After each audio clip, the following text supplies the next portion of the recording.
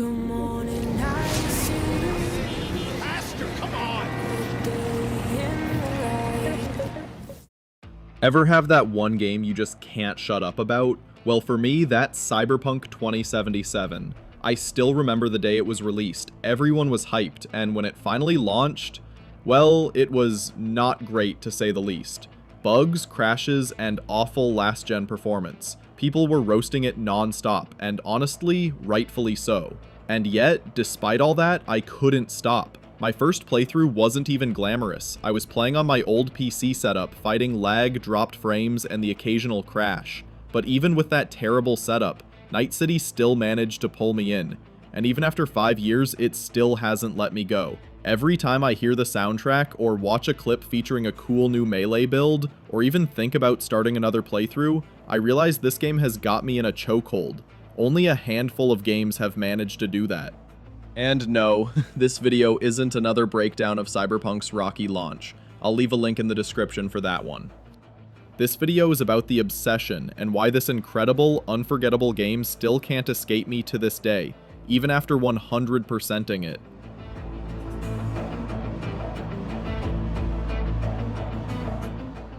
The day Cyberpunk finally dropped back in 2020, it felt like a decade of hype was behind it. And man, the internet was ready. We were promised the future of gaming. I was imagining Blade Runner meets GTA, and what we got at launch was, well, let's just say it was more Blade Runner on a potato. Bugs everywhere, frame rates were tanking hard, and on last-gen consoles, it was basically unplayable. And CDPR didn't help things either, with those half-truths about how it would run fine on older systems. Most people bailed right there. Reviews shredded it, refunds poured in, and Cyberpunk instantly became the punchline of gaming's biggest hype train wreck. It honestly should have been game over right then and there, but for me, that disaster didn't kill the magic. Even through the broken chaos, on a laggy old PC, I felt hooked. Like, really hooked.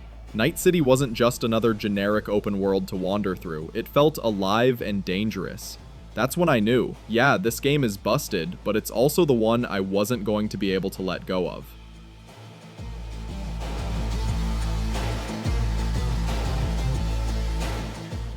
The amazing thing about Night City is that it isn't just a typical backdrop you sometimes see in other open world games. This one is like a character. And like any good character, it just keeps pulling you in, regardless if you love it or hate it. The billboards glow with promises of fortune, the neon streets buzz with life, and every alley feels like it's hiding a story you probably don't want to stumble into. They call it the City of Dreams, but for most people, it's more like the City of Debt. You show up chasing glory, and you end up dodging corpos, hustling for scraps, or just praying you don't get flatlined before making it back home. There's kind of a beauty to that, though. It's brutal as hell, and somehow it feels real. The huge Arasaka towers swallowing the skyline, the slums layered on top of each other, the constant hum of advertisements reminding you that you'll never be good enough without buying their latest implant, all kind of feel a little too familiar. What hit me hardest is how much Night City feels lived in. Not perfectly polished, but raw. You can almost smell the fried synth meat wafting out of a street vendor's cart, or hear the echo of some drunk corpo yelling at a cab driver. It's immersive in a way that most big open world games just aren't. And once you've taken those first steps down the neon streets, the city has you. Then Night City decides how much of you it takes, and once it's got its hooks in, it doesn't let go.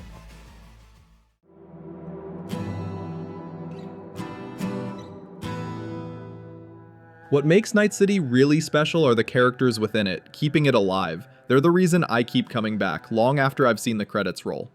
Let's start with Jackie Wells. The dude barely makes it out of Act 1, but in that short window, CDPR made me care about him more than some games manage to in 50 hours. He's got that perfect mix of Han Solo swagger and best friend energy. The type of guy who makes you think, yeah, maybe I can survive this city after all. And then he's gone, just like that. It's brutal, but unforgettable, and Jackie's just the beginning. Judy Alvarez isn't just a brilliant braindance technician, she's a layered, vulnerable person hiding behind a tough exterior. Panam Palmer is stubborn and bold, always dragging you into chaos but making you glad you came along anyway. River Ward feels like the kind of cop you wish actually existed, someone trying to fight for scraps of justice in a place that chews people up. What blows my mind is how many of these stories are technically optional.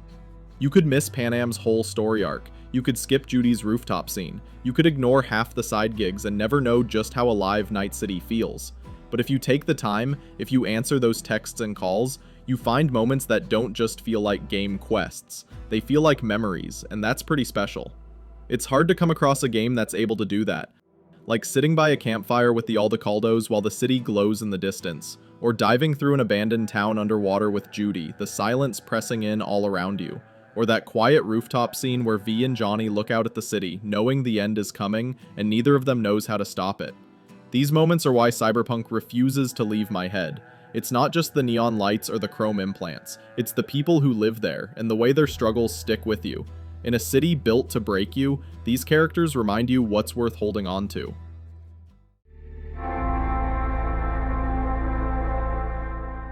At the core of Cyberpunk are two clashing ideas smashed together.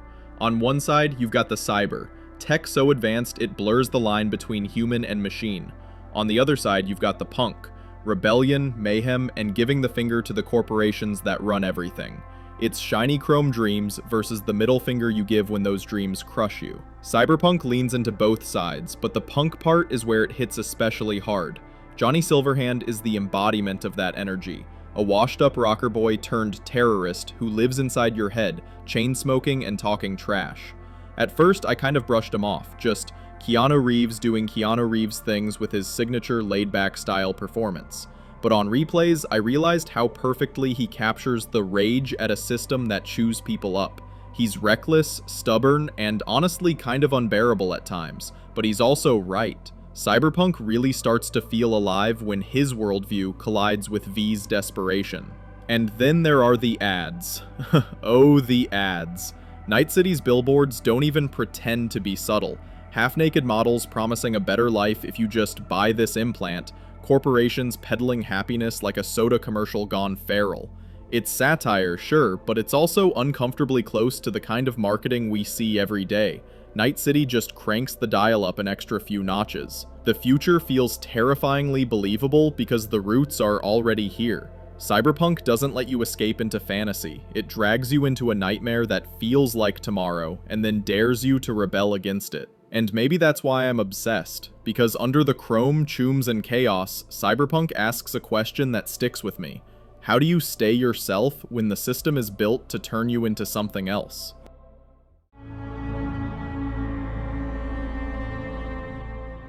By the time Phantom Liberty dropped, I thought I knew what to expect. It was marketed as a flashy spy thriller with some big shootouts, maybe a new district to wander through. What I didn't expect was for the DLC to grab me by the throat and remind me why Cyberpunk has me in a permanent chokehold. This game just doesn't let go. Yes, there are action sequences that feel like Hollywood blockbusters, the kind of missions that get your heart hammering and make you forget to blink. But that's not what makes Phantom Liberty unforgettable, although that's part of it. The real gut punch is in the quiet moments. Conversations with Reed, with Songbird, with Myers. Those long, slow burns where you realize every single person you meet is playing their own game, with their own secrets, and none of them are telling you the whole truth. When I finally hit the branching point, choosing who to trust, who to betray, I froze. I just sat there, staring at the screen like, no, come on, don't do this to me. But the game doesn't wait, you have to choose, and whichever way you go, someone you've grown attached to is going to get burned. For me, it was Songbird, watching her story unravel, seeing her struggle, her desperation, her dreams, only to be faced with that final decision. I'm not ashamed to admit I just sat there in silence, controller in hand, trying to work up the nerve. It wasn't just picking an ending, it was basically mercy at this point. And that's really the genius of Phantom Liberty. It doesn't simply tack on more quests, it deepens the obsession. It makes Night City feel heavier, more dangerous, and more alive. It reminds you that in this world, survival always comes at a cost, and sometimes the price is paid in heartbreak. That DLC didn't just expand Cyberpunk, it cemented it as a masterpiece, and for me, it's the reason I know this game isn't leaving my head anytime soon.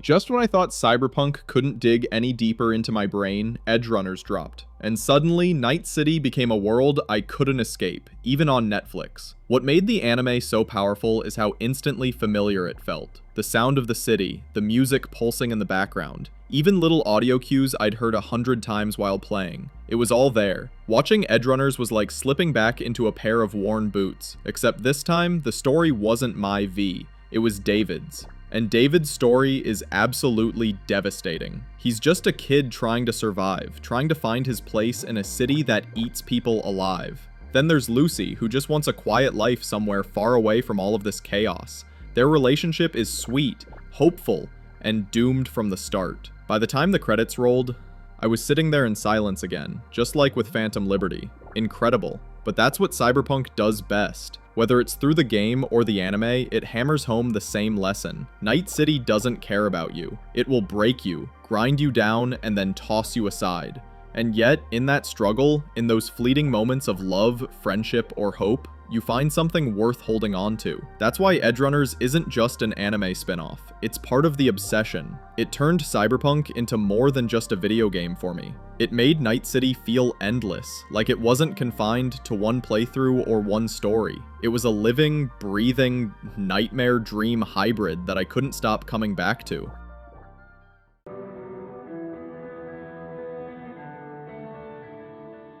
Cyberpunk launched as a disaster, but somewhere in all the broken code and corporate lies, it became something I can't walk away from. Night City is a world I can never forget, full of characters I still think about, music that lingers long after the credits, and stories that feel more human than most perfect games ever manage. For me, Cyberpunk isn't about chasing the main quest or ticking off side jobs. It's about those moments that stick, laughing with Panam and the Aldecados around a fire, sitting with Judy on a rooftop, listening to Johnny's rants when you're not sure if he's a mentor or a ghost dragging you down with him. Those moments are special. And maybe that's the point. Not every game is meant to be a clean experience you finish and shelve. Some games live in your head rent-free, shaping the way you think about stories and the characters, sometimes even yourself. Cyberpunk 2077 is one of those games for me. So yeah, it started as a train wreck, but today, it's my obsession. And I'm fine with that, because Night City is just that damn powerful. Anyways, that's it for this one. Thanks for watching. If you enjoyed it and want to see more, feel free to like and subscribe. I'll see you in the next one, chooms.